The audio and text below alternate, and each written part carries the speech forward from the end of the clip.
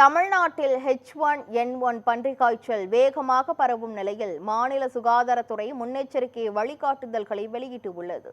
டெல்லியை தொடர்ந்து தமிழ்நாட்டிலும் பன்றிக் காய்ச்சல் பரவல் வேகமெடுத்து உள்ளது. தமிழ்நாட்டில் கடந்த ஜனவரி மாதத்தில் பன்றிக் காய்ச்சல் பாதிப்பு 19ஆக இருந்த நிலையில் தற்போது கிட்டத்தட்ட 339ஆக உயர்ந்திருப்பதாக தெரிவிக்கப்பட்டுள்ளது.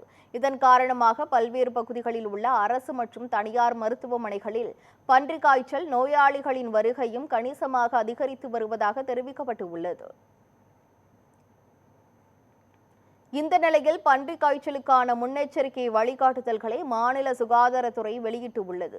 காய்ச்சல், இருமல், தொண்டை வலி, கடுமையான தலைவலி, உடற்சோர்வு மற்றும் பசியின்மை ஆகியவை பன்றிக் காய்ச்சலின் முதன்மை அறிகுறிகள் என்று சுகாதாரத்துறை தெரிவித்துள்ளது. இதுபோன்ற அறிகுறிகள் தென்பட்டால் பொதுமக்கள் அதனை சாதாரணமாக எண்ணி அலட்சியப்படுத்தக்கூடாது எனவும், எந்த ஒரு மருந்தகத்திலும் சுயமாக மருந்து வாங்கி உட்கொள்ள வேண்டாம் எனவும் சுகாதாரத்துறை எச்சரித்துள்ளது.